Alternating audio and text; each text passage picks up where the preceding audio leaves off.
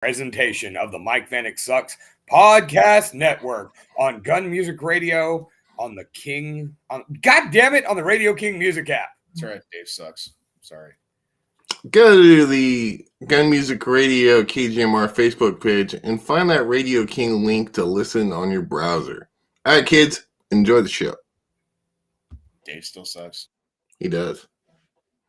I suck more, though, because I'm Mike Vanek. Your face.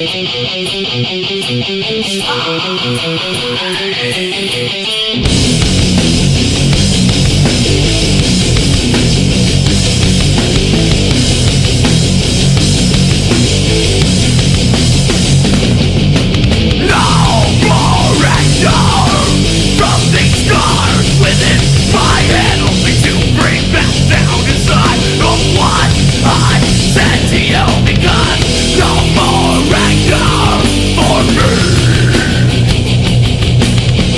Nothing left inside my head. No more anger for me. Nothing left inside me but go!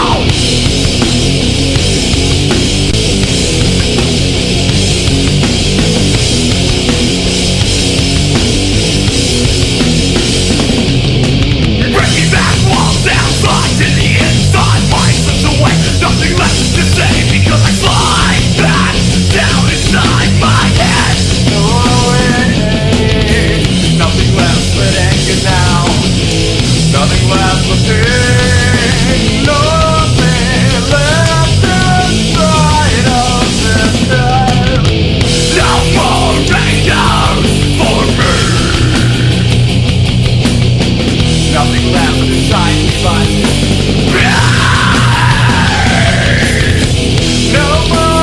anger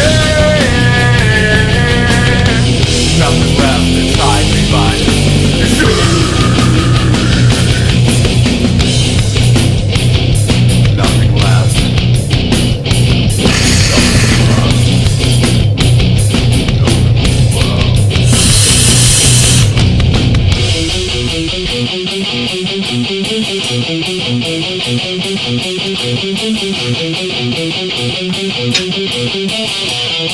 Nothing left inside me but nothing left. Nothing left but anger now.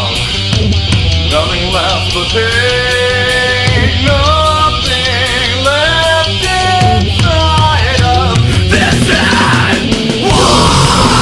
Why?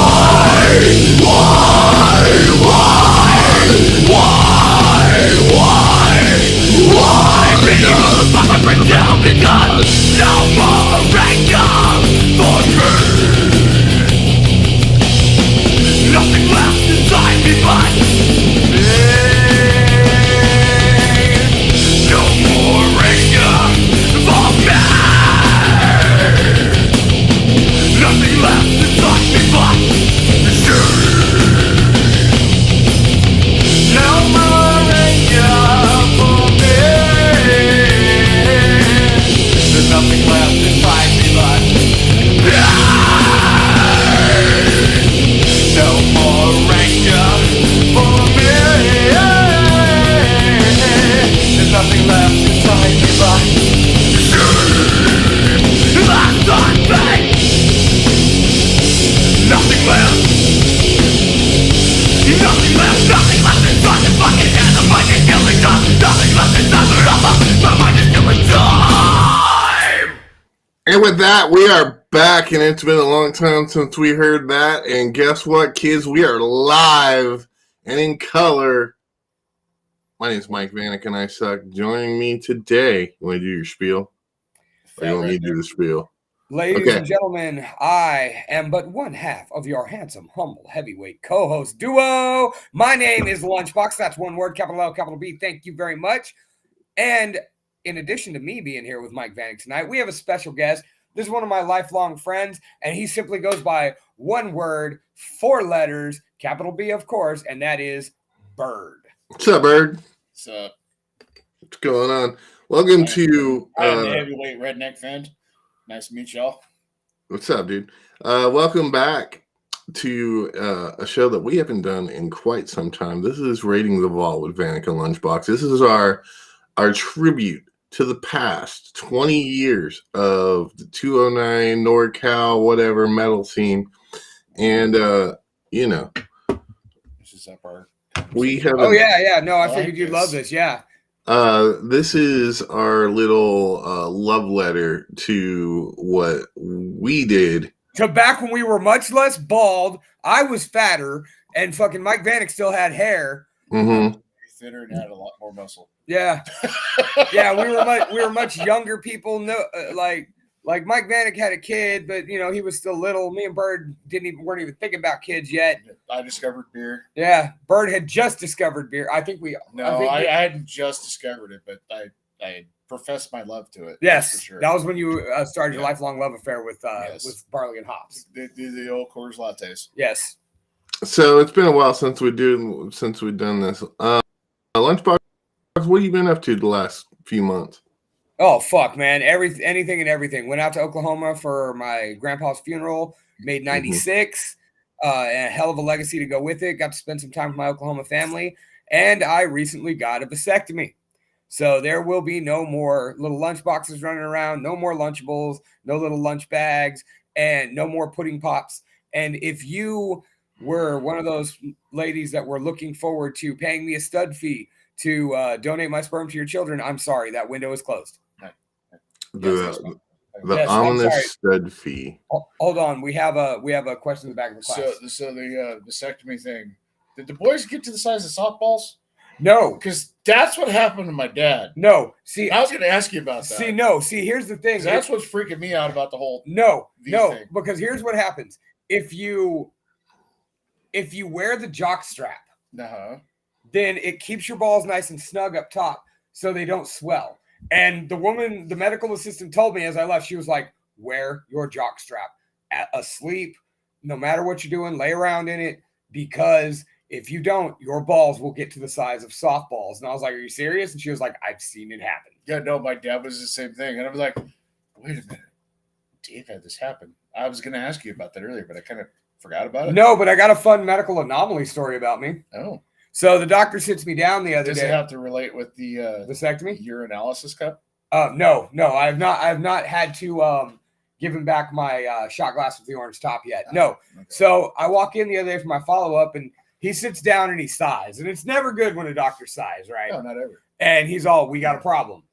And, of course, first thing you start thinking, like, do I have testicular cancer? Well, normally when they do that to me, they're like, yeah, you're fat. So, Fuck. yeah, I get that. Yeah, he's just a dick doc. He ain't here to talk about that. So anyway, he's like, we got a problem. And I'm like cancer or something? And he's like, no, God, no.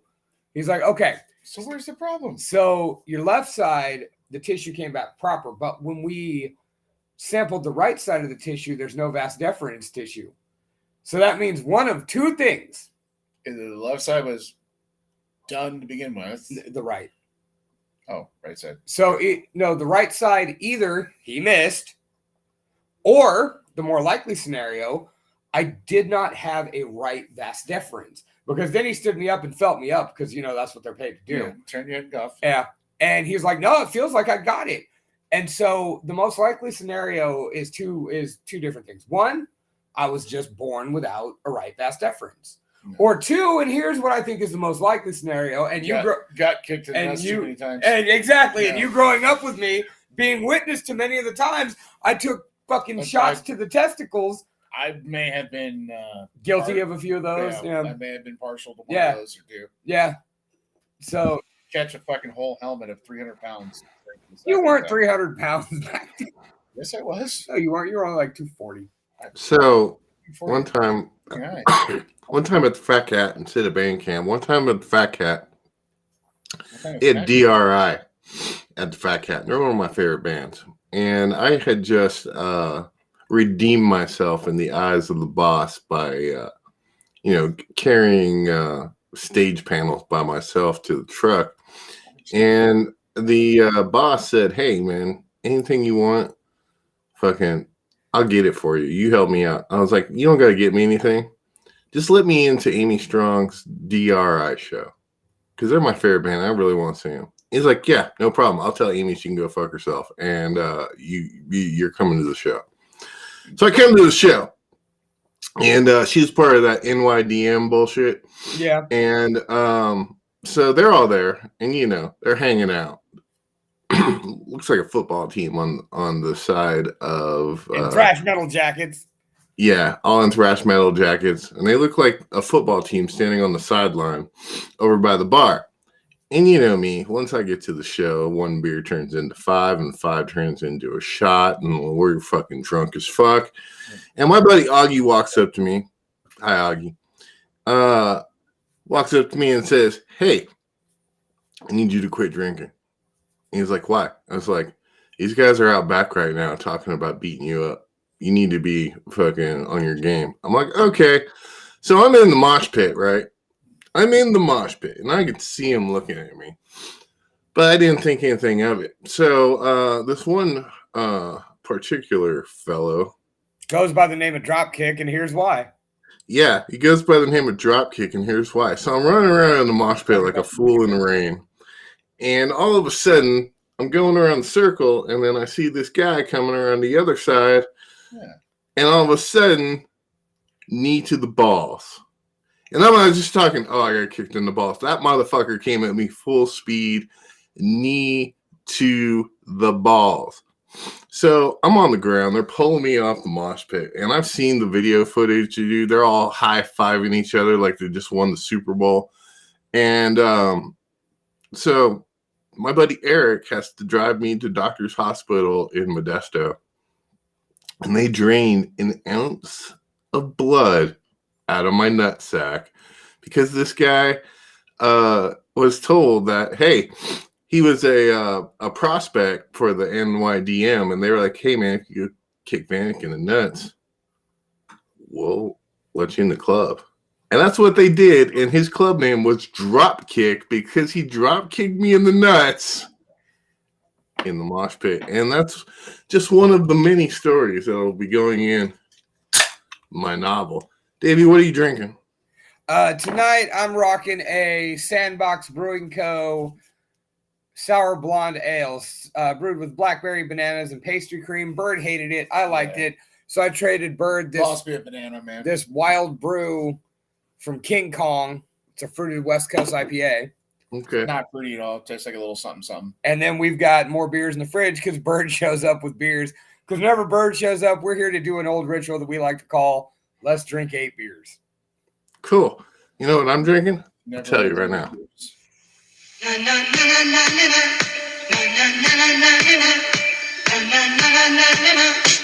the sun goes down and the evening rolls around, that's the time I find got blue ribbon on my mind.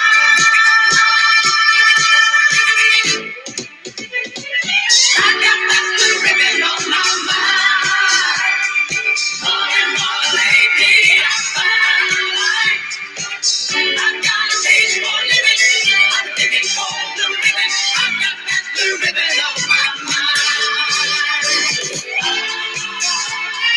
I can't believe he's going to make us sit through the whole thing. Get it, girl. Get it. And mom off. There you go. Get it. Get it. Naturally good Pabst. America's premium beer since 1844. Pabst. A lot to look forward to. So that's what I got going on. As seen on TV. I bet tonight is coming soon. Oh, Your what's coming soon? I don't know. But also, I got old Doris with me tonight, too. Good old Doris. I hate it when he coughing there.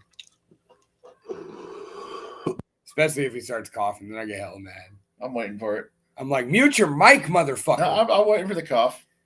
There it is. Oh. All right. So you ready to get on with the business, my friend? Let's get on to the business, brother. Okay, so a few months ago, the Modesto metal community, this is going to get sad for a second, lost a tremendous member of our scene. We lost Eric Dorian of Seep. Eric was a really good friend of mine. I'm sure you have your stories about Eric, but Got a couple. dude, he was the most solid motherfucker I've ever met in my life. And to celebrate his life for a minute, Line is fine. we're gonna play this song by Seep. Dude, I missed Seed. I actually kind of forgot about that. Bullshit things. I'll put you guys on my camera phone as some video. So let's spice this up a little bit. If you guys aren't moving the whole fucking time, it's not gonna fucking work out. So This next song is called Scars Still Remain.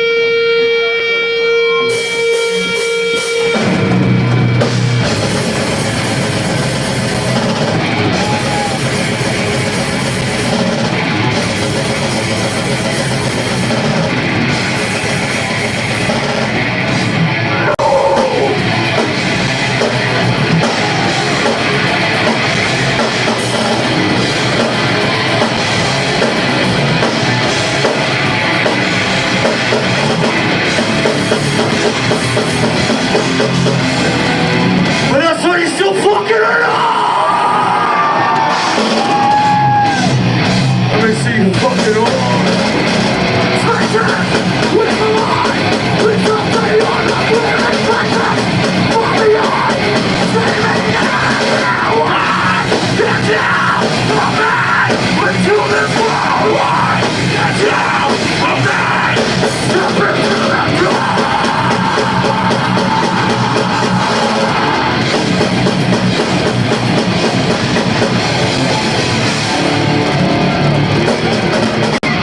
Everything's lost, everything's pain.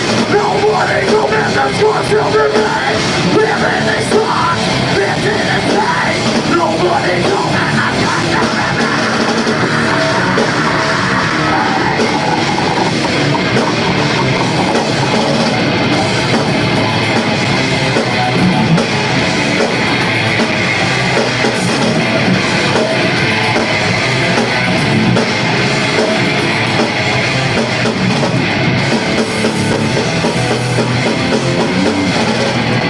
I can't fucking see anybody anymore. You still there? One way, waiting on, with a bullet on my brain. Protecting your hand, everything with the way. Down from me, into this world. Get down from me, step into the door.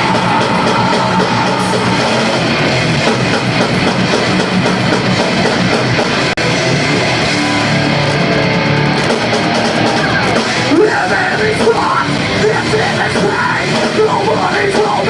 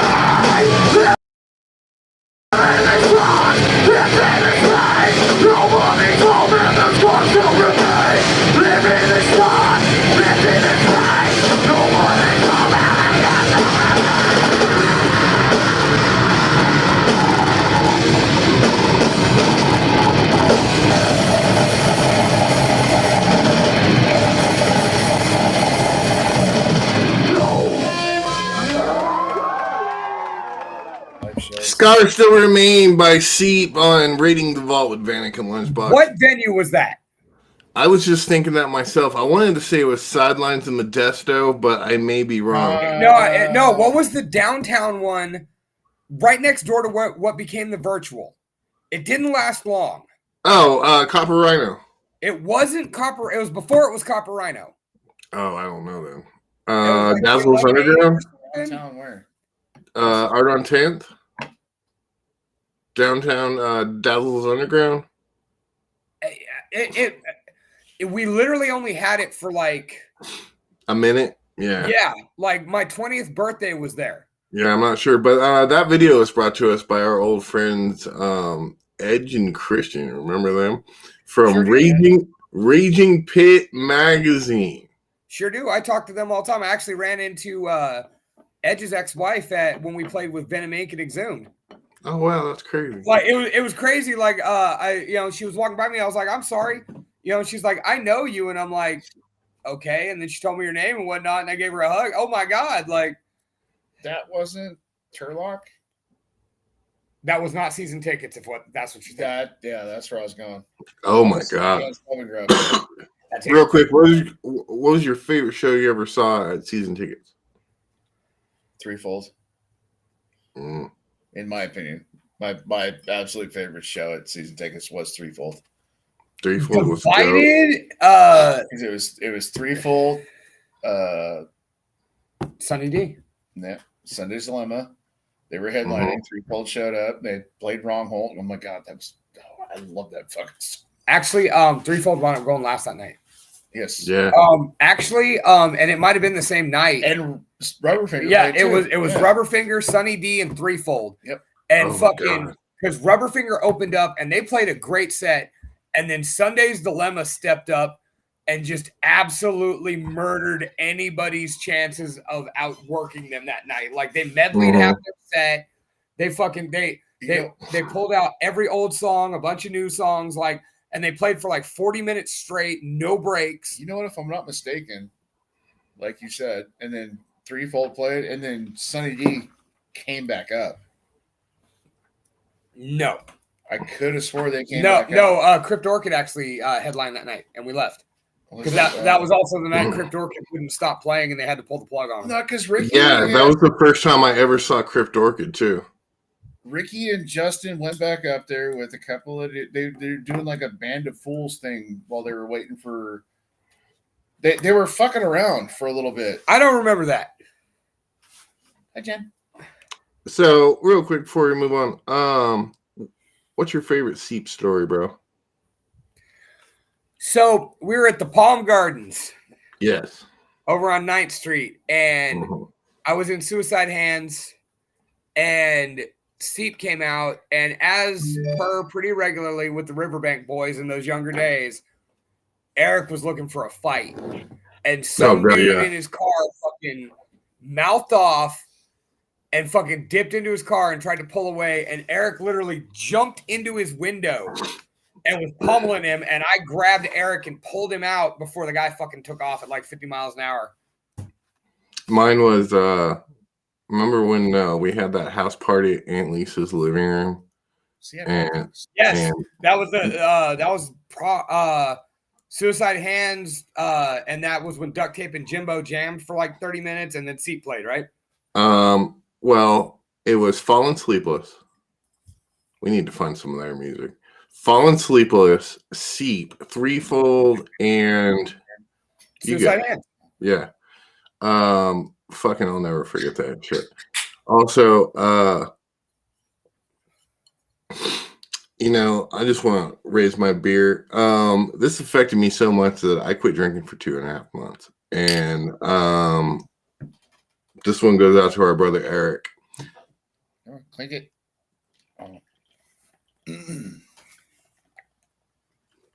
To Eric, one of the best frontmen to ever do it. All right.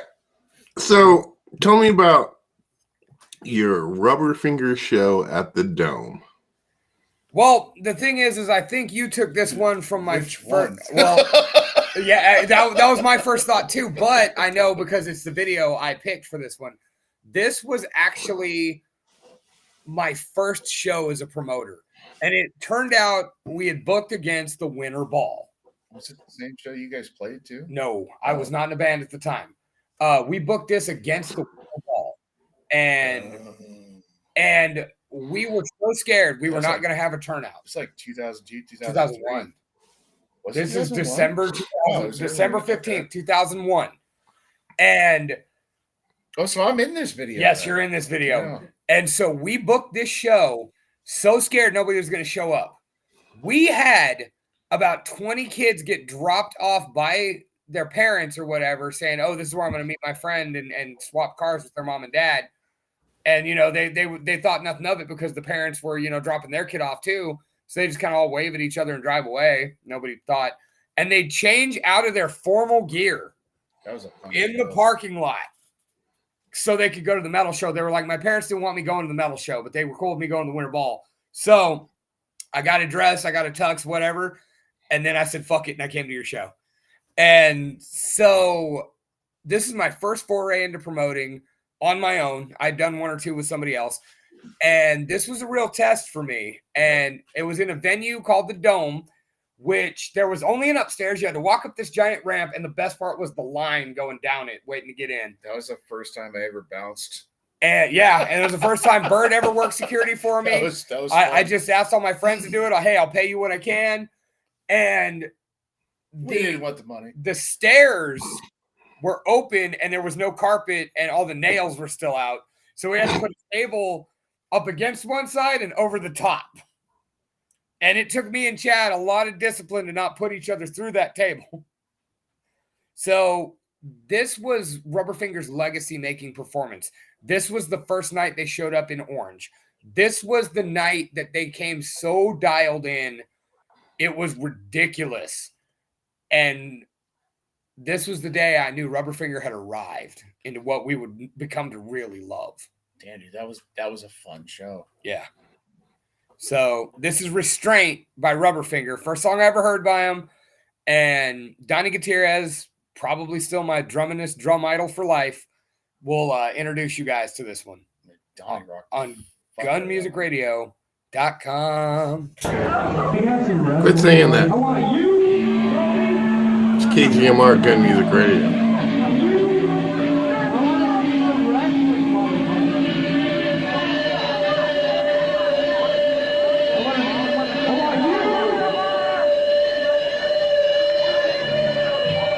Now this Lunchbox in the OG ICP hockey jersey.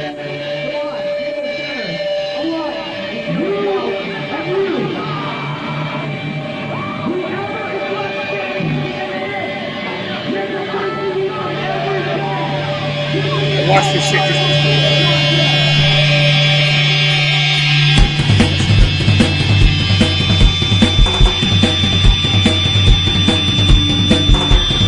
The sound quality on this is great.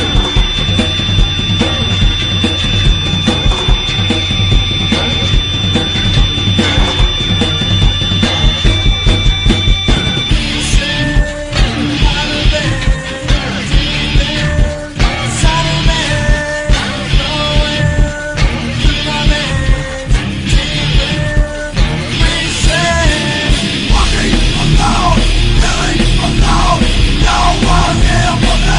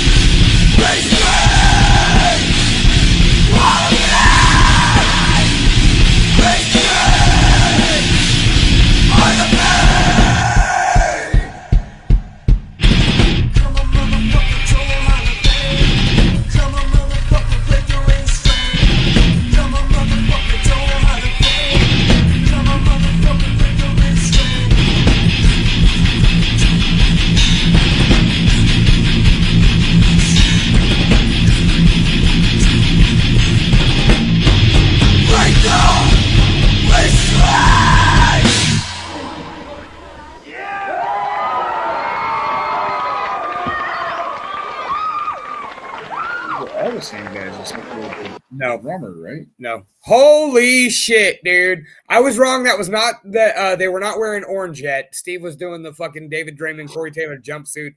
But and you're right, dude. The sound quality on that was surprisingly outstanding. The video quality was absolute trash. And I loved it. I always like watching that one because it's like a time capsule back in time with the style of how people wore their hair, their clothes. It is very much a time capsule back to 2001. All right, so we just talked about Rubber Finger. Let's talk about the next evolution. Hey, hang on, Bird. Got a story. Funny story about that night. A certain individual that was helping bounce that night got a nipple ring ripped out. Ooh. That would be your boy Tom Schoeneman. Ooh. I believe it was his right nipple that night. Well, see, what's funny is, you know, he thought it was so bad when it got ripped out. Well, he got it redone, and a few months later, in that very same building, he got shoved someone fucking cracked him, and it knocked one ball off and shoved it with the ball side first into his nipple where it stayed. He said that was way worse than it getting ripped off. He would have rather been ripped out again. Yeah, that night, that was the night that Tom's nipple ring got pulled out.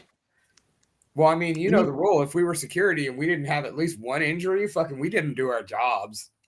Yeah. We need to get Tom and Enmar on this show. We might be able to do that separately. Okay. So let's talk about the next evolution. And after Rubber Finger, the Gutierrez brothers came back with another band that I love still to this day. Me and Donnie have been talking about making music for a few years now because he lives in Oklahoma, and that's like right over there. He seemed rather pissed I didn't come visit him when I was in Oklahoma. He's on the other side of the fucking state. I would be pissed too if. But hey, when are you guys going to Massachusetts? Not sure yet. You friend from Boston. Because I'd have got invited out there. But yeah, so they came back with another band, and this band still to this day is one of my favorites of all time. They must have played for me probably 50 or 60 times. 603 times. Oh, dude. Of course, we are talking about the one and the only Stig Murder, which came from a Chimera song. Yes, the almighty Stig Murder. Napalm Louie, Mike and Donnie Gutierrez, motherfucking Joel, and more often than not on bass, George the Freak. Like, solid. One of the most solid bands. Their bass players were like Spot Tap. They would just blow up and they go on. Well, George reformed himself when they did that reunion show out here and did the throwback and played the Cozy Corner in Livingston. Mm-hmm. Like, they had George do it. I mean, he was the most consistent. I mean, there was a lot of times they went without a bass player and they just had two guitar players. Yeah, did he paint up for that show? Whole shebang, dude. Oh, that's rad. All right, so when we come back from this, we're going to do a little bit of wrestling. But right now, this is my favorite song. It's a spin off the Black Sabbath classic. You'll know what song I'm talking about as soon as I press play. It's the Murder Leaf. This is Murder Leaf by Stig Murder. And when we come back, I get to see Abdullah the motherfucking Butcher. No, officer, that's not my bag of weed.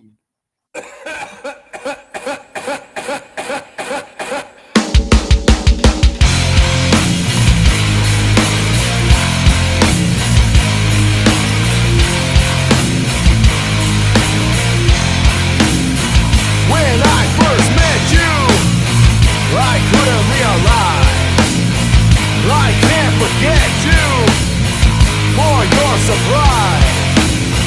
You introduced me to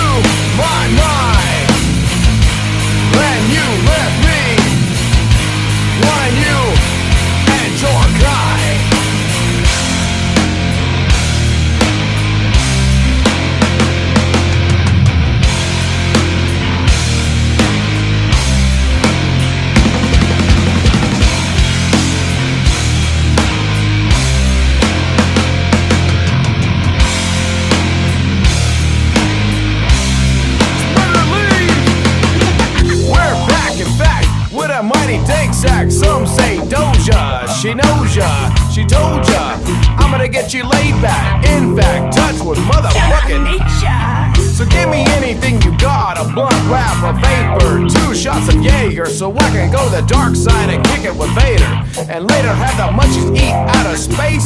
Danger. 100% I'm a toker, I'm a smoker. That blunt leaf keeps getting doper. Bloper, jacking my speech up, making people think that fucker's still not sober. 100% I'm here, 79's here. We will always motherfucking be here. So light up that icky green shit with the band right here so we can let's murder lead motherfuckers. And I love you.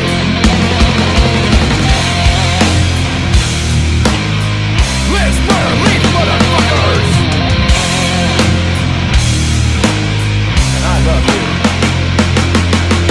Step back, I was so fucked up from that sticky shit. Got me saying silly shit like, no officer, that's not my bag of weed. I swear it's just a deadly clover. So 79's here, my year.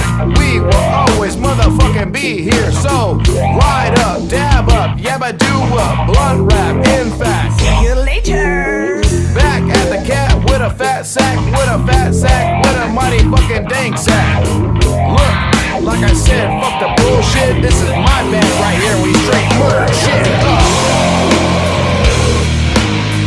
Let's murder lead motherfuckers. And I love you.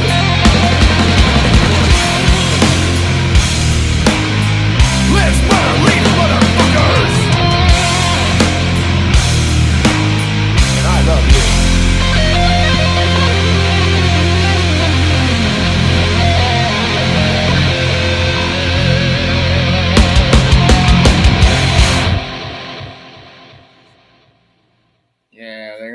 There's some mango gelato things in there, and I'm like, oh, Murder Leaf, motherfuckers! Right And here I on love you. Radio on the King on the music. God damn it! Radio King Music app. Radio King app. That's all you gotta say. Radio King app. Because we don't do the .com no more because the .com does not exist. And when you say gunmusic.com, people think, oh, I'm gonna go to that website, and then you go to that website. Well, you know, only fucking 7 episodes deep into my new show, and I've been saying it the whole time, and you couldn't fucking send a message. You couldn't send a text. You couldn't call your brother, and be like, hey, bro, stop saying .com. It's not helping. It's not that big of a deal, actually. I'm just bitching. Then why do you keep yelling at me tonight? Because I'm Mike Vanek, and I bitch and moan about everything. You should know this by now. It's only been 21 years. Closer to 22. Damn. 21. Only 20. I met him. That's cute. No, it's closer to 22 because I met you when I was 17. That's cute. Yeah. So that's cute. What you said. All right. So, ladies and gentlemen, boys and girls, I hope you got your tickets handy because it's time to go to the wrestling show. And I picked arguably the worst match in history, so we can just shit all over it. Wait. I thought it was called wrestling, not wrestling. This is definitely wrestling. Yeah. This is, so I live in Virginia. And if you go across the street to Tennessee, driving down the country, and all of a sudden you see this big white sign that says, I think you mispronounced that. I thought it was gospel called singing. Yeah, well, depends on what. Yeah, depends on how redneck you are, I guess. But anyway. Anyway, what about the gospel singing sign? You'll be driving down the road and you see a giant sign that says gospel singing, and then on the bottom it'll say in pro wrestling. And that's wrestling. And you haven't sent me a picture of this yet? Dude, you can't walk across the street to Tennessee and get me a picture? Yeah, I'm with Dave on this one. I would love to see that picture. Gospel singing and pro wrestling. Yes, that is a real thing. All right, here we go, ladies and gentlemen. I present to you on Raiding the Vault with Vanek and Lunchbox. This is Abdullah the motherfucking Butcher versus Zeus. No, you got to say it all scary. Zeus. Abdullah the motherfucking Butcher. Abby, real name Larry Shreve. He runs Abdullah's House of Chicken and Ribs. Wait, ribs and Chinese food in Atlanta, Georgia. And here they go. Zeus, also known as Tiny Lister. You might remember him as Debo from the Friday movies. What And he was Hulk Hogan's opponent, and he was awful. Holy shit, that is Debo. Yeah, that's Debo. Holy goddamn. They hadn't even announced him yet. And this motherfucker's over here throwing the weakest fucking clubbing shots to the back. And like, all right. So by the way, this is in Puerto Rico, which is why we got away with the copyright bullshit. So we shouldn't get fucking censored on this one. Yeah, it's in Spanish. They ain't gonna give a fuck. And if you notice, so Zeus used to grow his hair out in the Z, but on this one, he just fucking spray painted it on there because they offered to pay him $62 so he could go ahead and do this match. And they paid for his flight and bought 3 hookers and 2 grams of cocaine. And that's how they got Zeus down here. And now Abdullah, on the other hand, he was at this point where he was getting too fat to get in the ring. So he told the ref, just give me a second. And now he's made it in. All right, here we go. Officially, this match is about to start. The ref's acting like he's going to hold some sort of control over the crazy dude who only shrieks and has a lazy eye. So he can look over, he can make sure he's got your back. He's looking over one shoulder and the other at the same time while standing directly behind you. And then here comes Abdullah the Butcher, who's got side titties. Like, this motherfucker has titties that go all the way around from his front to his back. And he's got the shorts pulled up like Don King, just like he likes it. And here we go. Now, Zeus. Oh, Debo's about to steal the bike. Yeah, Debo's about to take that bike because you got knocked the fuck out. What bike? You know, it's going to be. And here we go. First time in the match. And now, look at how whack these fucking punches are. Like, he is like barely touching Abdullah the Butcher, and Abdullah the Butcher is a deathmatch specialist. And look at Abby selling, dude. How do you choke somebody when you're Oh my god, he picked him up. And here comes the bear hug, and he was gonna suplex him, and Abby's like, I can't do that, brother. And so he put him back down. And so like now they're just kind of hugging, lovingly, embracingly, talking in the middle of the ring and back in the corner. And here comes Zeus with a headbutt.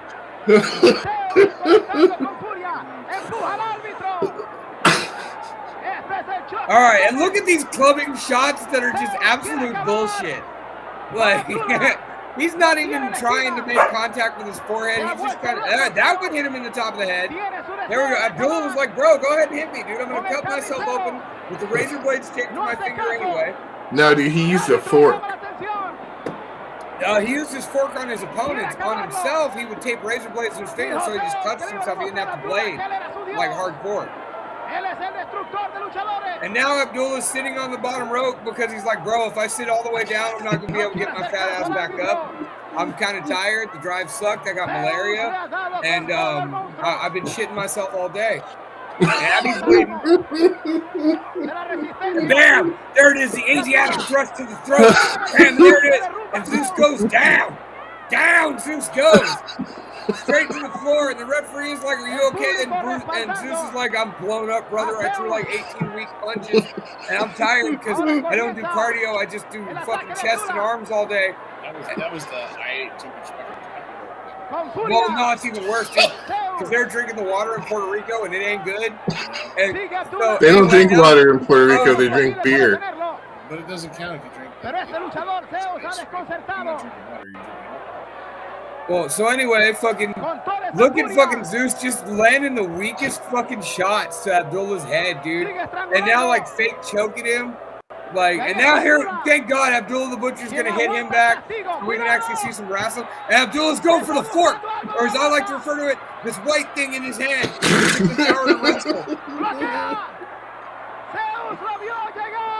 Zeus blocks the fork. The fork has been blocked. And here come fucking Zeus yelling and screaming, holding on to the hand because he's like, what do we do from here? And Abdullah's like, bro, I'm tired too. Why you keep bringing this shit up? And like, so now Zeus has the white thing in his hand, which might give him power to not suck so much in the ring. And now we're back to hugging. Good question. Yeah.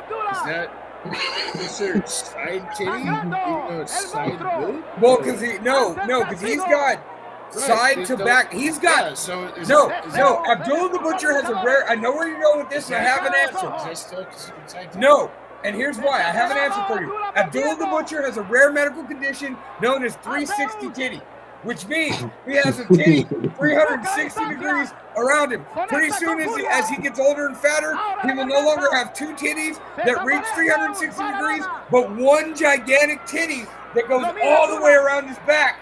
Kind of like a hula hoop, maybe like a mushroom cap type thing. So it's better than the Total Recall 3 titty. No, because the Total Recall 3 titty was awesome, and the only thing that could be better is if a woman had a titty on her back. So No! stuck on that. But yeah, but you had 360. Imagine Abdullah the Butcher falling on you, dude. Yeah, but you know Abby, like he punched hard, he stabbed you hard, but like everything else light as a feather. So he was at the WrestleMania weekend shit, and that is the most carny motherfucker I've ever met in my whole life. Hey, don't you talk that way about fucking Larry Shreve. Anyway, and the most carny motherfucker in the world is fucking Jimmy Hart. Because Jimmy Hart is the old school Southern pitchman, and it always comes back to, if you want to watch wrestling, you can come on down to Jimmy's house on the beach and get beans and taters, and we only have beer in cans because you can't take glass on the beach. And no matter what ones, he came right back to it. I walked and Abby is tired. I walked to Jimmy Hart's bar in fucking Daytona Beach, Florida, and it rained on me. And then I walked in, and he was sitting there, dude. It was fucking awesome. And then he came to the radio station, and he remembered me. Well, first of all, that's great, but we're not talking about Jimmy Hart. We're talking about Zeus trying to slap the $1 million dream on Abdullah the Butcher, and now he's tired as fuck, and he's like, what do we do next? I have no clue what is going on in my life. Like, I was just trying to make movies like Friday, and that made me some money, and then I fucking blew it all on fucking expensive cars, cheap hookers, and expensive whiskey, and now I got no money, so I'm wrestling you for $83 here in Puerto Rico. In the corner, he's like, how the fuck am I gonna lift this one? Oh, P.S. and by the way, that's the same arena Bruiser Brody got stabbed in. Bruiser Brody got stabbed in. This is actually the same show. I was in '86, dude. This is in like '90. All right, well, fuck, I was wrong. Tony Schiavone was wrong because that's where I got my information from. So anyway, Abdullah the Butcher doing the fucking. You watch your whore mouth when you talk about Tony Schiavone. Hey, he was wrong. It happens. And now Zeus's Z is all smeared, and now Zeus is gonna be like, "Ah!" And Abdullah the Butcher's gonna be like, nope. He couldn't find his testicles because Abdullah has a butt pussy. Oh! Didn't learn that in wrestling school. No, that's the new term. Abdullah's classic, so it's a butt pussy. Yeah. So anyway, Abdullah the Butcher almost did a monkey flip, and then he got tired. And now, like, Zeus is just, like, half-ass forearming him, like, and the ref's like, bro, can you guys just end this match already? This is garbage, and like, even Puerto Rico's quiet. Like, they're going to stab you guys, and not because, like, they're mad at somebody, just because this is garbage. The only people that are excited are the camera people. Well, that's just because they're hopped up. Well, I mean, Popped up on glue. gotta Fucking, have that Bolivian marching band, man. nah, dude, this is Puerto Rico. It's Puerto Rico. They're sniffing glue, throwing fucking rocks at you in the ring. Yeah, I was saying there's trash all over the ring, and boom, there comes Abdullah the Butcher with the testicle chop. That's right, the testicle tap, which is his signature move since 1983 at the Budokan. The Nippon Budokan. The Nippon Budokan, where Abdullah fucking Nippon those nuts. And now fucking Zeus is like, you hit me in my balls. And Abdullah's like, well, this match sucks, dude. I'm going to poke you in the eye, too, while I'm at it. Like, stop sucking. Suck less. Fuck. Like, we're still supposed to go 8 more minutes, and you can't even take in a deep breath.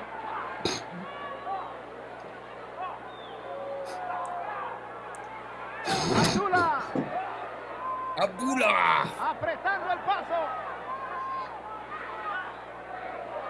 Like, but you got to give it up to the fucking Puerto Rican announce team because, like, they do it like soccer, you know. Center, passes to halfback, passes to center, passes to halfback, holds it, holds it, holds it. Like, they can make this shit sound exciting.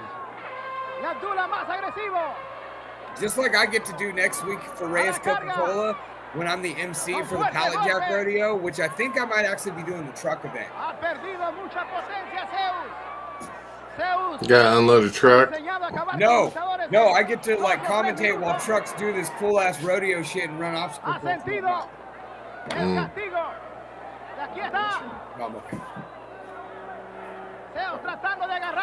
How you feeling? Hi, fucker. And now, for some reason, they decided Zeus needed to stay on the apron and they needed to hug it out. He's like, I love you, man. And he's like, you fucking suck, dude. Like, and now, Abdul the Butcher's getting tired of this shit, and he just wants to go back to Abdul's House of Ribs and Chinese food, where he pulls in an enormous income of $87 a week. 87 more bucks? Because that's just all he did. Tax free, folks. No, he owns a business. You know he's paying taxes. This barbecue's really good, by the way. I didn't finish The Dark Side of the Ring. I need to watch the new season. Boom. Like, and Zeus just clocked him with the... Like, he couldn't land a solid punch all night, but he fucking hit the shit out of him with those chairs. Time limit. Oh, military's there. Oh, there's going to be a riot.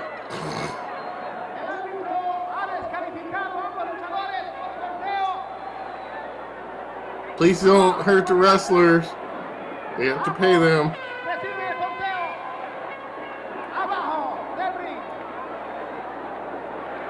And they're fighting out amongst the crowd.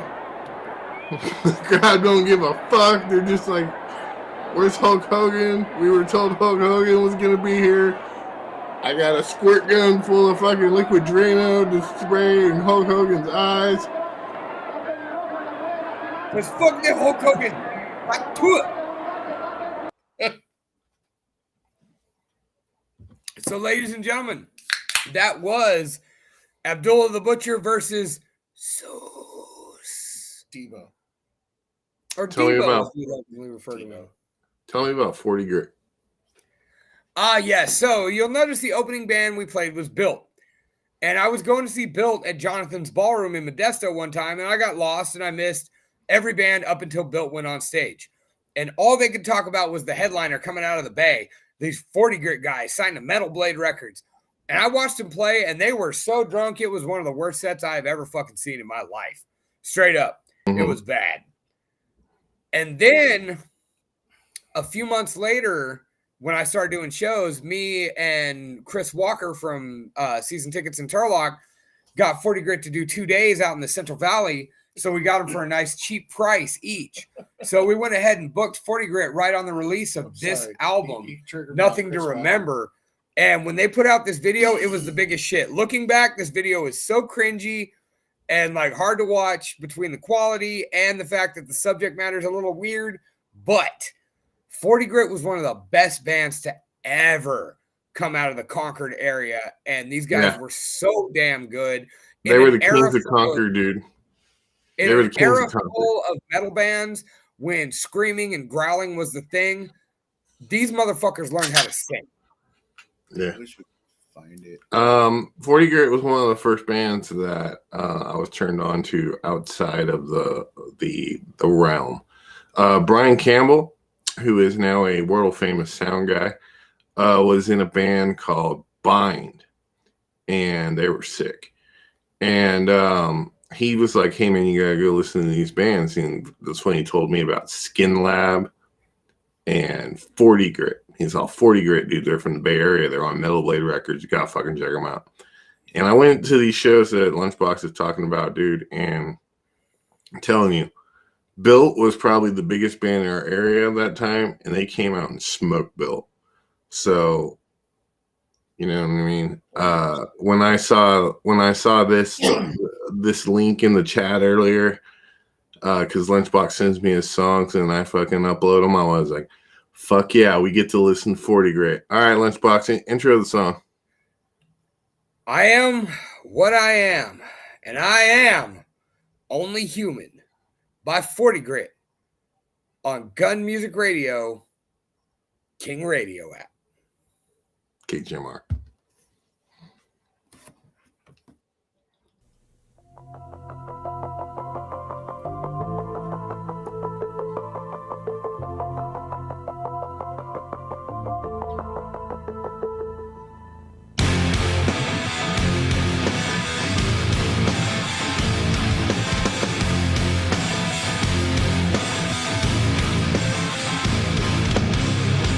So far alive, unconscious sight. So far missing. Read about it and lived all the time. All the while, bigger smiles. Travel through the world in their prime. Rapid walk through the neighborhood. Where your first delay was when it's understood. Your life was rearranged and insane. So far alive, unconscious side. So far missing. I'll be the one that shot someone. The naked sun cast light on them. Always a war upon my own lethal injection. Talk about disease control. No one can help me no more. But I thought I was in control. I can't say no more.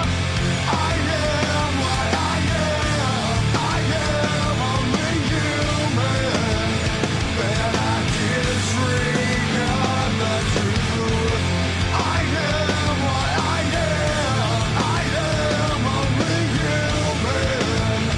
Now these dreams are haunting you. I am what I am. I am only human.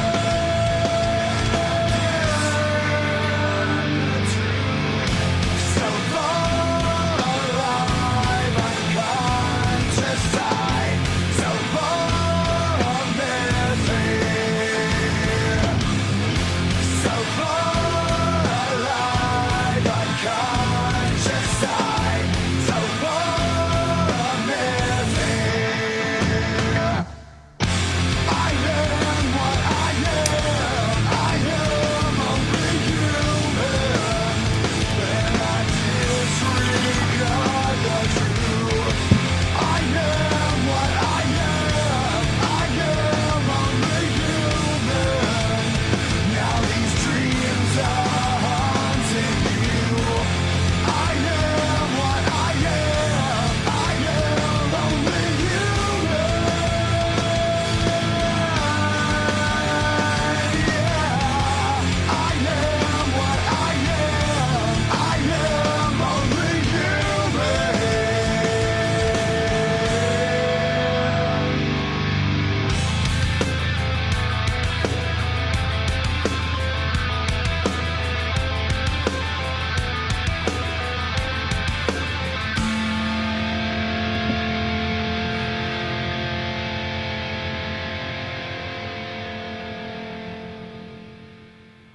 40 Grit on Rating the Vault. Rating the Vault with Vanek and Lunchbox and Bird. Fuck, I miss those kids. Clearing out of skies was fucking phenomenal. See, That was a weird. one of the show, best but it was part, great. one of the best parts about this show, and the fact that Bird showed up with a bucket full of booze for this, is the fact that as we play these bands, Bird and I start traveling down fucking memory lane. The actual rabbit hole. Yeah, in a way that is incredible because Bird and I have known each other for Too long. about 5 years longer than you and I, 6, 7 years longer than you and I have known each other. Like, Seventh. yeah, we started wrestling in 7th grade. Webster Wham. Yeah, so I mean, like this is my boy. I stood up for him at his wedding. Like, he would have stood up for me at mine, but he couldn't get the time off because he was union and he took time off for his honeymoon. Yeah. How dare you prioritize your honeymoon over being one of my groomsmen? Damn, how dare I? Right? And then Mike Vanek bails on me 3 days out. Yeah. I got to go get Nick, who gives the best wedding speech ever. Sorry. Mine would have been better if I had been there. I don't know. Nick was pretty epic, dude. Yeah. He looks up and goes, "What the fuck you want me to say? I've only known him 5 or 6 years. Fuck, man. Like, let me tell you. Okay, I got it. Everybody shut up. Everybody shut up. Dave, you're my only friend." And then you just saw him pause like, oh shit, there was more to that. And then he goes, you know what? That's it. I'm done. And he walks off. Like, I've been like, Dave, he's the light of my life. Dave, Terry Funk is judging you. And speaking of Terry Funk, well, Mike Vanek, let me tell you something. I gotta ask, hey man, do you remember wife, significant other, girlfriend, or landlord, whatever you call her, is an award winner, trophy collecting whore forever? All right, so what were you saying, Bird? So I've got to ask. So the rabbit hole we were talking about, do you remember the kids from the band Clearing Autumn Skies? I remember Clearing Autumn Skies, yes. Because they were when Dave was first starting out doing the promo thing. That was like my third show. Those kids like showed up out of fucking nowhere. They're like 14, 15, 16 and years just old. fucking stole that motherfucker. They fucking nailed it. Dude, that's how crazy. You started playing Fortigrade. I'm like, dude, do you remember those kids? He's like, yes. So that's how Cranial Damage was. When Cranial Damage showed up, I will never forget the first time I saw that band. And they just fucking blew it out of the water. And then I booked them like, what, fucking 6,000 times? Yeah. And I was, part of the whole reckoning of that band. And oh, no. So you want to bring that up? Cool. Let's talk about Hatred for a minute. So, Hatred was back in Modesto last week at 1870 Brewing Co. And they even went and took a picture of the spot in front of what used to be the Virtual where they first met and recounted the whole story, how Nick Souza duped you into thinking you were talking to Steve Zetro Souza of Exodus so he could get his band booked. And that was the night Zetro finally, it took a couple shows of you booking Knuckle Duster. Mm-hmm. Zetro shows up and Oscar and goes, oh my God, that kid is fucking Gary Holt good. Like, Vanek, can you give me his number? And now, fucking here we are like 16 years later.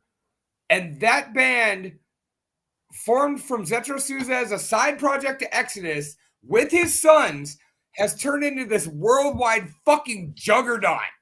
And I saw them in Modesto like 2 weeks ago with only 100 people there. And it was the greatest night I've probably had this year.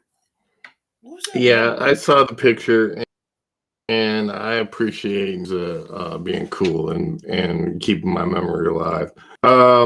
Bro, I can't tell you enough things about fucking how cool Hatred was. Me and Eric went and saw them at the Orange Peel in Asheville, North Carolina, which is about, I don't know, hour and a half from my house.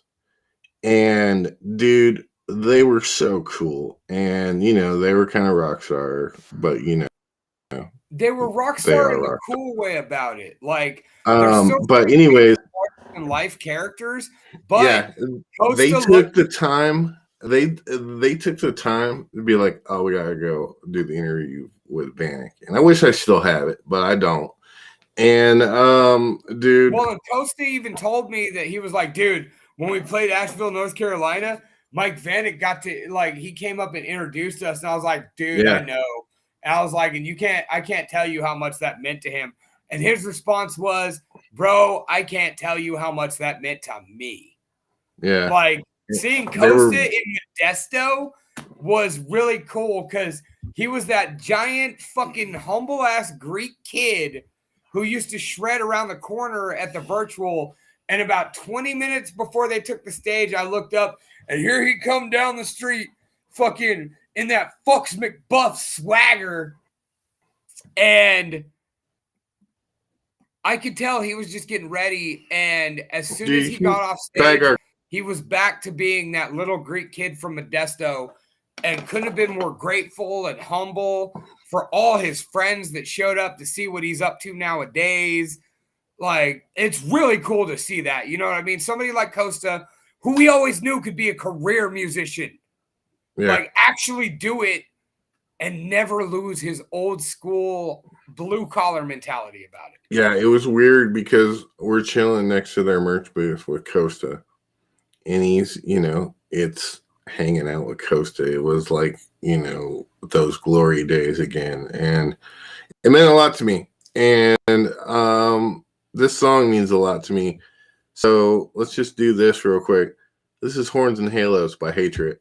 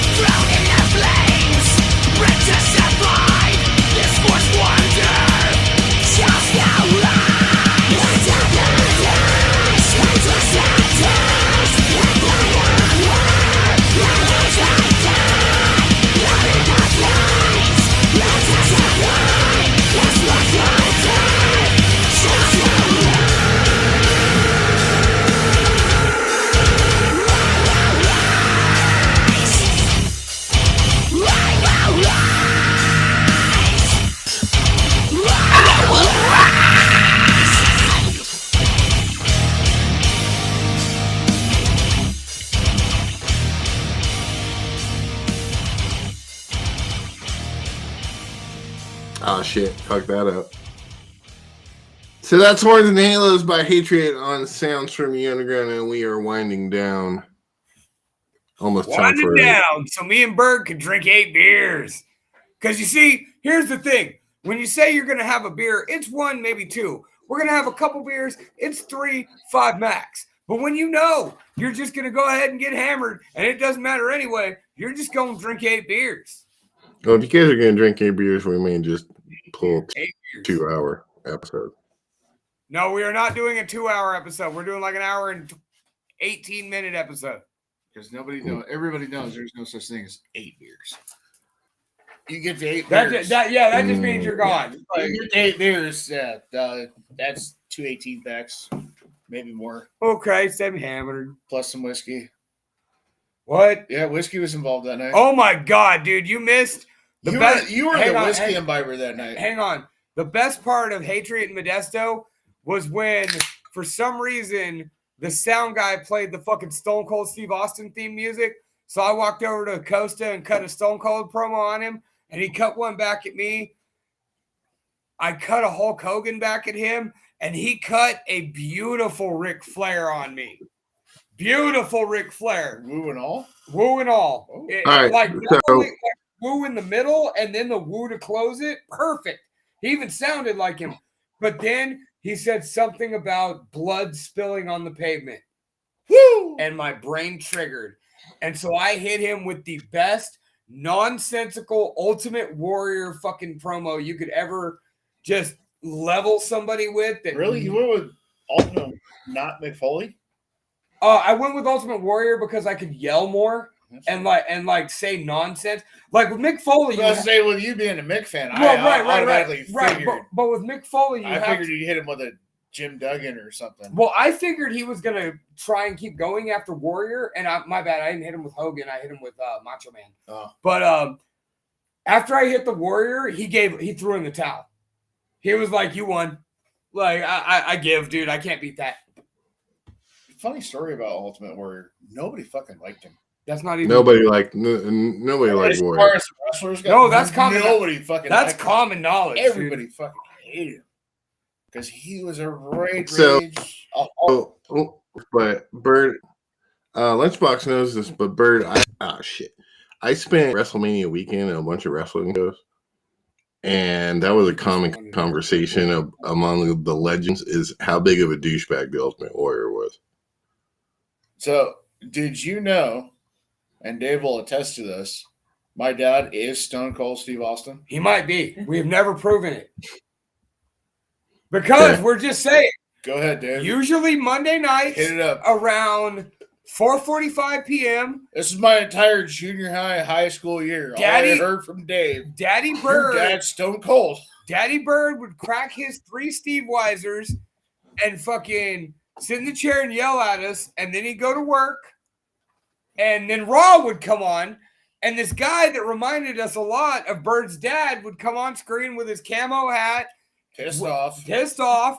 raising hell, show up, raise hell, leave. And like then about 2 hours later, Daddy Bird would come back and be like, "Fuck man, I only worked a half day. It's fucking bullshit." And Go outside. Take your friends out there. Help clean my deer. Like, what? well, yeah, go clean my deer. Hey man, you know what? Fucking if this laundry ain't done by the time I get back from work at 3 a.m., I'm whipping Dave's ass. Like Davey, tell me about Hemlock. Weird, dude. It was Wait, fucking weird. wait, hang on, what? Tell me about Hemlock. Ah, yes, the mighty Hemlock. Man, these guys were one of those underground rumors, underground legends. Before the days of the internet, you just heard about this hardcore band from Vegas that just showed up and delivered the best show of your life, only to ride off into the dust and mythically only appear maybe 6-8 months later. Sorry, not you. But- That's Jen. When Hemlock came to town, you knew it was a party. Yeah, with I actually full said that stage 'cause I'm on shows. camera. Full-blown business ethic and a live show that was better than 99% of your favorite bands. Korn can't hold a candle to Hemlock. Slayer can't hold a candle to Hemlock. Fuck you, Dave. Skin Lab, not even close, man. Fuck you, Dave. When it You're gonna comes tell me Hemlock is better than Skin Lab? You Live? cock smoking motherfucker. Isn't live, it- isn't yes. it- Yes. Hemlock, No. No. Hemlock said. Hemlock is not better than Skin Lab. You cock smoking motherfucker. The best to No, you need to go back to ever do Springfield it. and smoke cock, you motherfucker. The because best they are- to ever do it. No. Chad Smith and the No. boys. The No. almighty Hemlock. And this is Dead Man Walking on the Radio King music app. No, this is not Live Dead Man Walking. This is on Raiding the Vault with this Vanek is and Lunchbox. nobody knows what a killer looks like. Oh, you changed my song? Oh wait, Dead Man Walking was mine. Nobody knows what a killer looks like!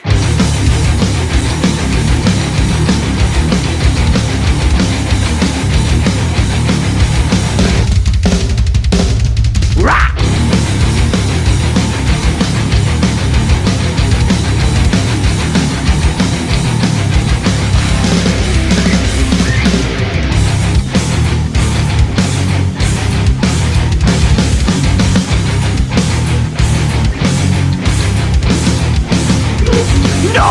Fitness relaxing to their comfort zone, like to discover an ultimate defending fear. The end is near, the end is near. Blend right in, they're your friend, my friend. Mass reality, creeping suddenly, stormful canopy. Blissful chain of thought, burns rust mental rot, mortal tender claws. Nobody knows. Nobody knows what a killer looks like!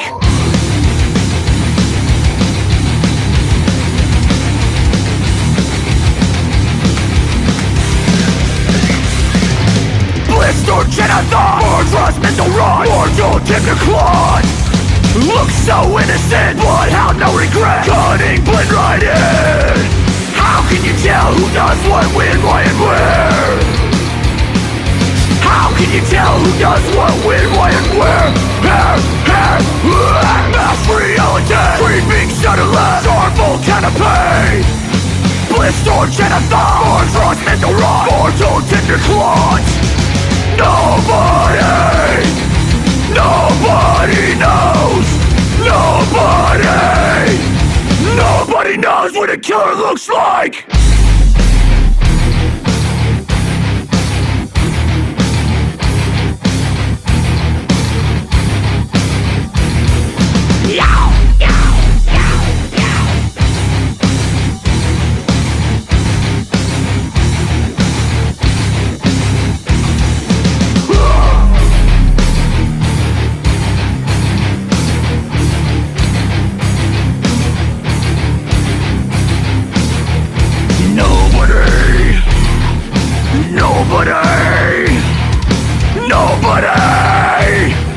Nobody knows what a killer looks like!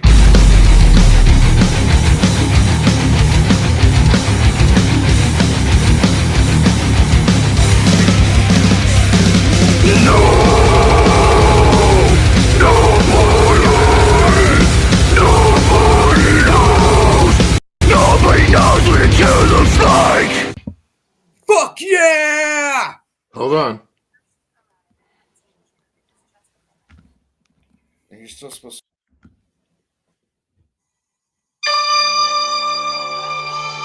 The kids of Elm Street don't know it yet, but something is coming to get them. There's something out there, isn't there?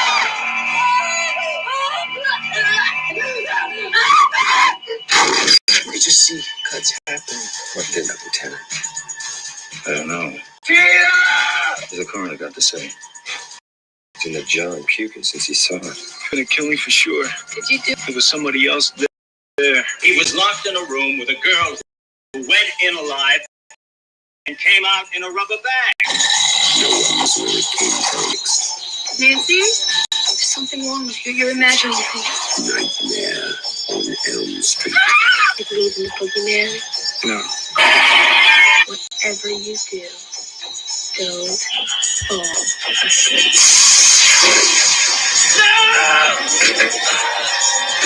She's the only one who can stop it. If she fails, I'm your boyfriend now. no one will survive.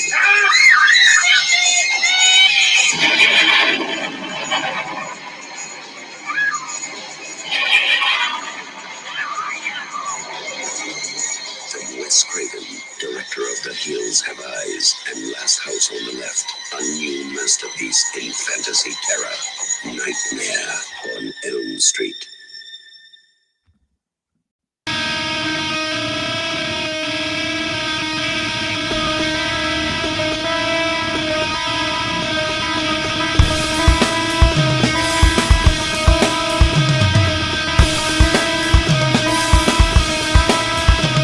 My hideous claw!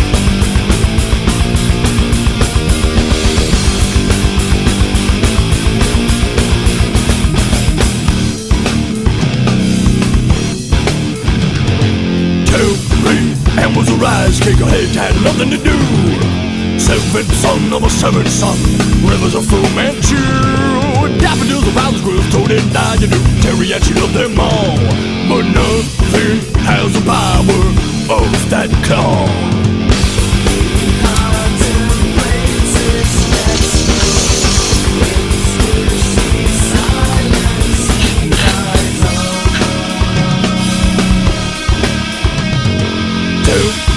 And was assumed that she had the master plan. All your wrestling a one-arm man, doing a handstand. Cruise to the passengers are right inside the boat. She ready to stop to win that dance. Her powers are the result of that claw. I pistol whipped her in the jaw, laughed the shave in a hidden cave. I hide my hideous claw.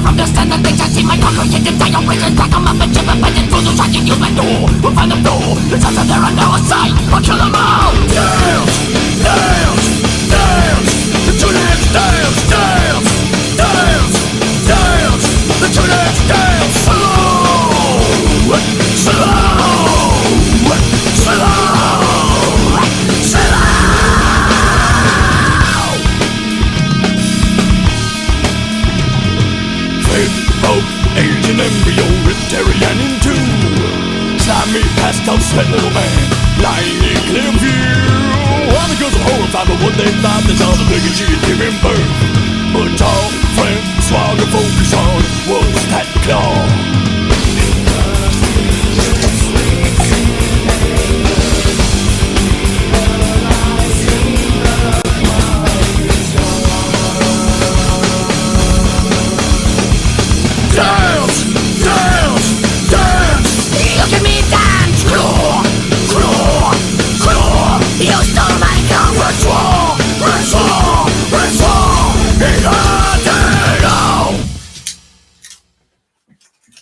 Nuclear motherfucking Rabbit with My Hideous Claw off their best album, Mutopia, because Mutopia is better than Vicuna. I don't give a fuck what you or you say. Mutopia is the best Nuclear Rabbit album. Suck a duck dick, bitch. First of all, Vicuna is way better than Mutopia, although I do love Mutopia, and Journey's better than Queen. Wait, what was that last thing you said? Journey's better than Queen. Queen is better than Journey. You can go suck a monkey dick, because I'm telling you right now, Journey is way far more superior than Queen. I actually have to side with Vanek on this one. You know what? I'm not sitting in a room full of Portuguese motherfuckers hearing them extol the virtues of Steve Perry, because this is racism, pure and simple. No, it's not racism at all. Racial bias. No, sir. Racial bias. It's Portuguese to Portuguese. Y'all motherfuckers go eat your soupish and your fucking squishy bread together and go fuck yourselves because Queen was way better than Journey. Happy belated late heavenly birthday to the great Freddie Mercury, which on his birthday, I saw a dude fucking dancing in downtown Newman who looked like a Hispanic Freddie Mercury. Be gentle They- because They made us. you can have these famandas. They Plus wanted us to wear Freddie Mercury mustache. And you wouldn't do it because you're a little bitch. Because Journey's better than Queen, bro. Wait, what? I might get along with this Mike one. Vanek, on Freddie Mercury's birthday, he works at a casino. Yeah. And they said that it was Freddie Mercury Day. Wear your Freddie Mercury mustaches. And he didn't do it. Okay, well, I mean, you gotta have respect. He didn't want to break free. But I still agree that Dude, it'd have been a kind of magic if Mike Vanek would but have wore the mustache. I still agree. Journey was definitely better than Freddie Mercury. Dude, there can be only Definitely. one. Yeah, I know. And Journey was it. But Mike Vanek could have been a prince of the universe. And actually, if you want to go even further, Kansas, I'm going to beat your ass when we get off air. have at it. Lunchbox, tell me what's going on with Nothing But Losers. All sorts of shit. We got 3 fucking Halloween season shows because Nothing But Losers gets down on Halloween. October 13th, that's right, Friday the 13th. We will be performing at a wedding reception. That's right, motherfuckers, a wedding reception for the one and only Sean. Go out there and get some Willusco as he marries the beautiful Addie Bird.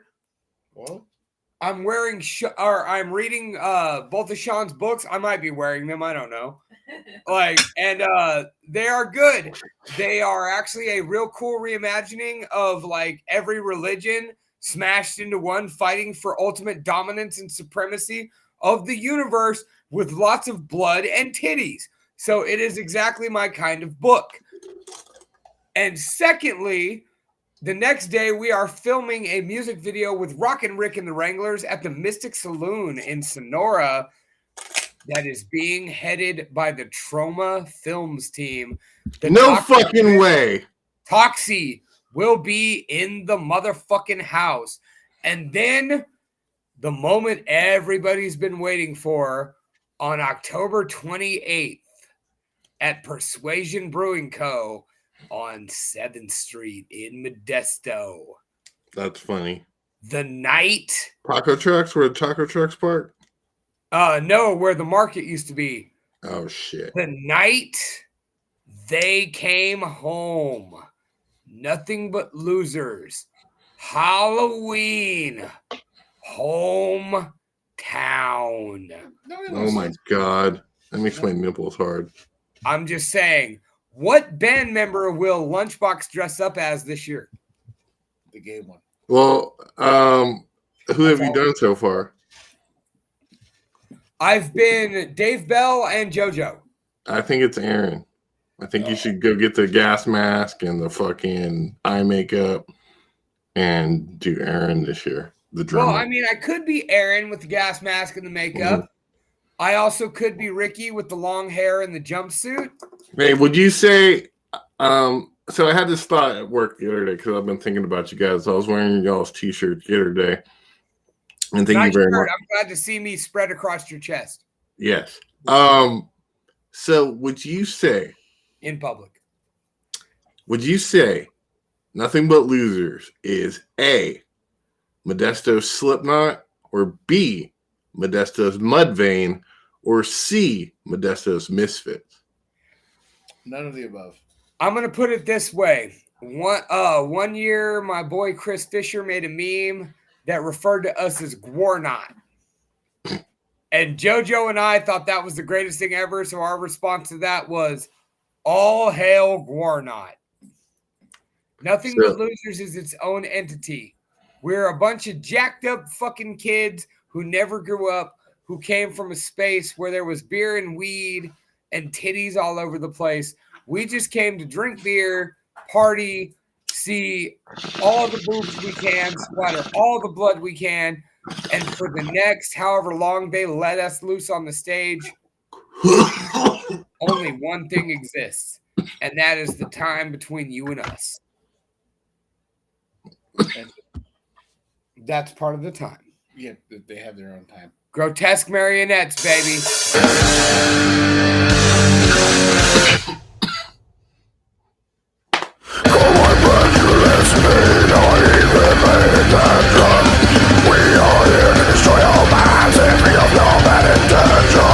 So now I believe in his time and you made all your news. Don't won't get to get in line to catch it, no sense to. Giving into everything on your own side. Let us put a straight, you set the world on fire. Live our love.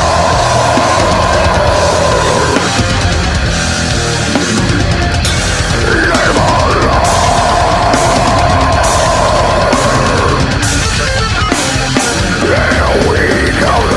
We make it even trade.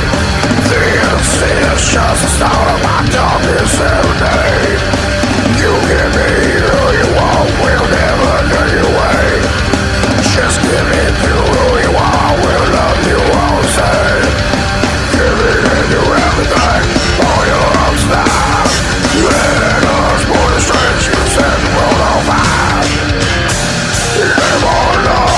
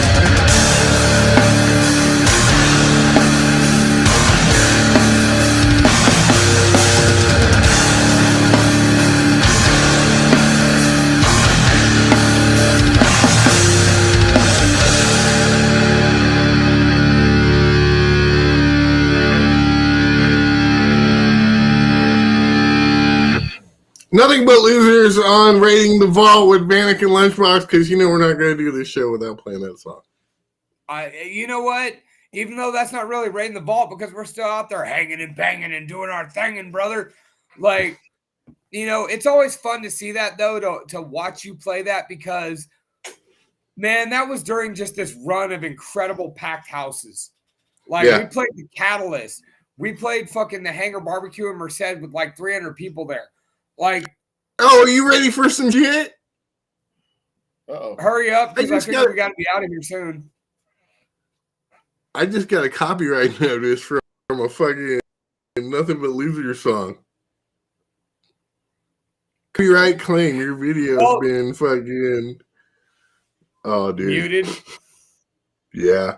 I'm just saying, All right. if you like, it sucks. If you could dispute that, that'd be great because, like, I mean, you're only talking to one of us. Yeah, I know, right? All right, we're gonna leave you guys with one more. Davey, say your goodbye.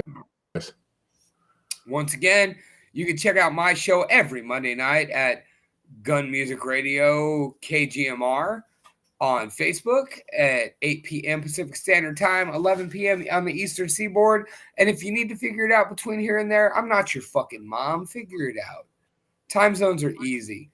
Alongside my beautiful wife, Jen, it's called The Lunch Hour, where we play all sorts of new badass music, and we'll have a new episode up for you guys Monday evening, and we may even be doing a live one tomorrow night. Not sure about that yet. We're supposed to do it tonight, but wife wasn't feeling well, so we had a moment to raid the vault. Other than that, nothing but losers. Check us out on every social media platform. Blacklist Pro Wrestling returns to Dinuba on October 29th for Dia de Muertos, where we have ECW, WCW, and WWE legend Super Crazy. No fucking way. No shit. You get to fucking work with Super Crazy? Sure do. He called me on the phone the other night. It was great. Dude, Super Crazy versus Tajiri is still to this day my favorite wrestling match ever. Really nice guy. When I asked him, I was like, hey, real quick while we're on the phone, do I call you Crazy? Do I call you Francisco? What do you want me to call you? And he was like, well, he's like, in wrestling, everybody calls me Crazy, but most of my friends, they call me Paco. And I was like, Paco's cool then? He's like, yeah. I was like, Paco, it is. Like, Super Crazy, really nice guy, man. And it's an honor.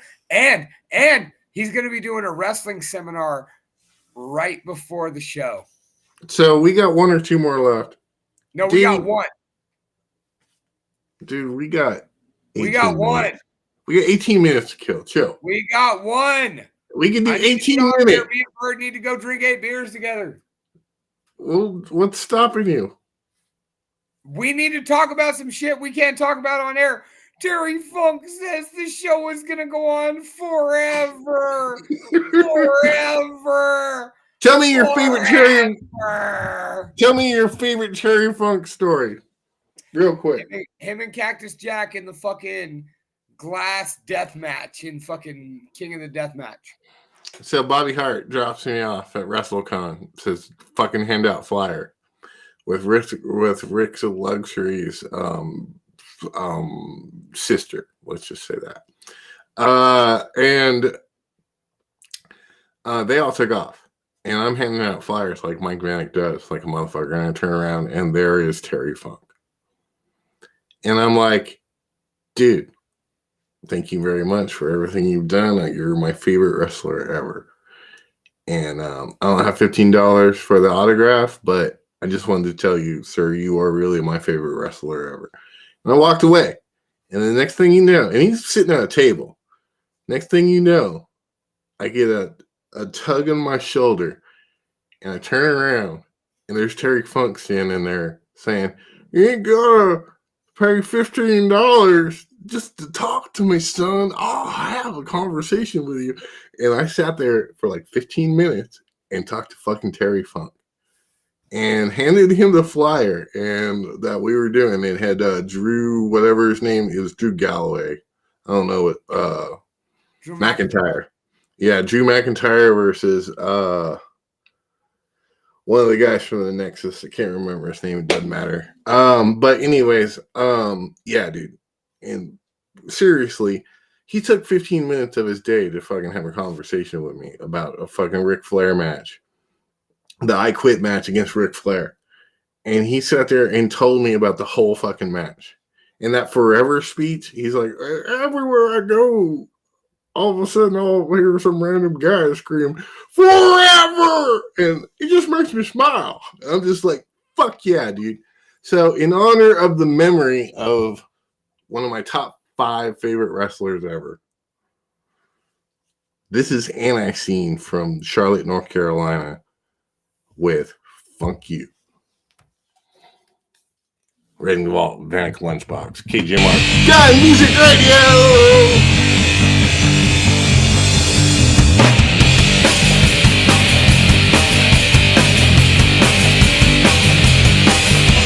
Straight out of Texas, kicking ass and taking names from the double-cross ranch. Nothing stays the same from Japan to Smoky Mountains, Philadelphia, PA. The bunker stones in destroying everything in the way. He's the king of extreme, he's the blood on the map. Fuck you, fuck you. To all your favorite faces that came to a stand. Fuck you, yeah.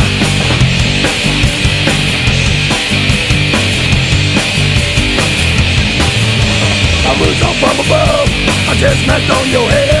You come to Bump's Grill, right there you were dead. Everything's a lethal weapon, even a plastic bag. You won't see terrorist face in the covers of pussy wrestling man. Well, he's the king of extreme, he's the blood on the map. Fuck you, fuck you. To all the favorite faces that came to a bed. Fuck you, yeah.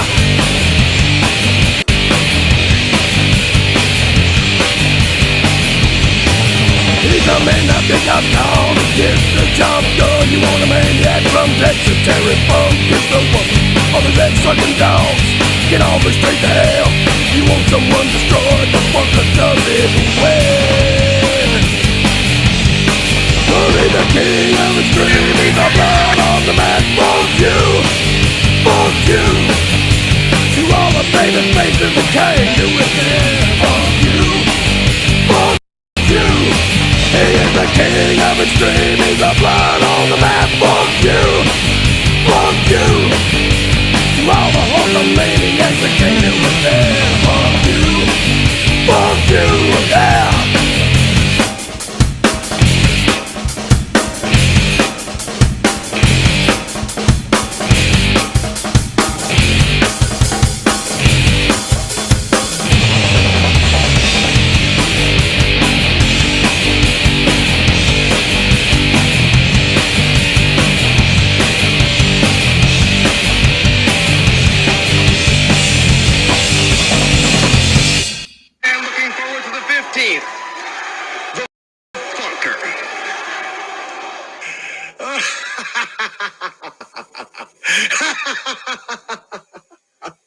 Oh, Cactus Jack, 1-on-1, me and you.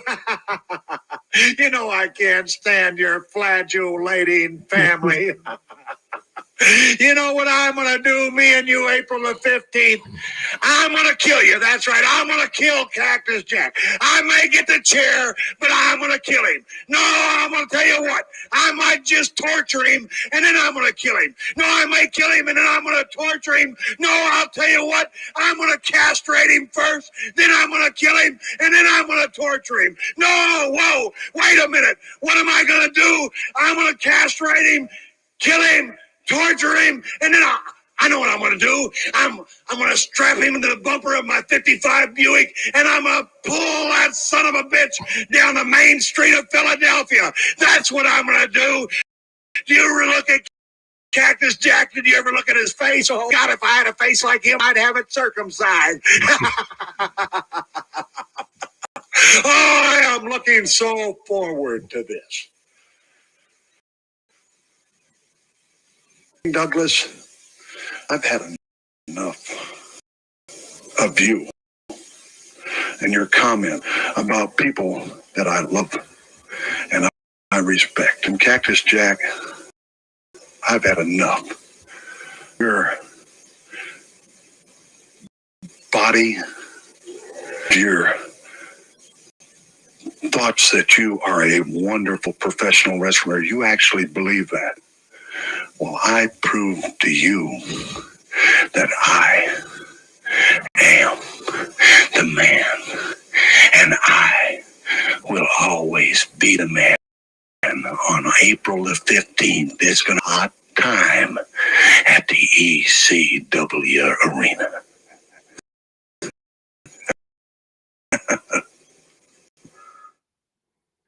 at the ECW Arena on April 15th. Cactus Jack versus fucking Terry Funk in a goddamn death match. Exploding barbed wire death match. There was only one Terry Funk, man, and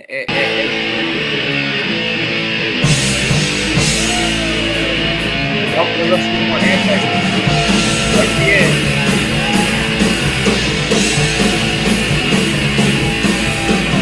Like a baby from the ashes, like a man straight out of heaven.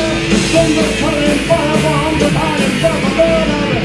Burn solid power, burn the laceration. Marching like a lemon train, which to the devastation.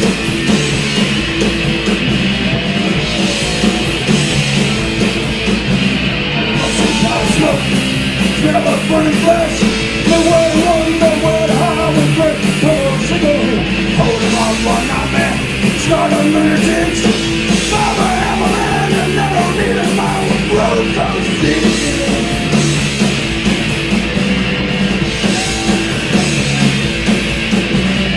Undercutting firebomb, burning laceration. Marching like a gunning flame, witness to the devastation. A pot of smoke, never burning flesh.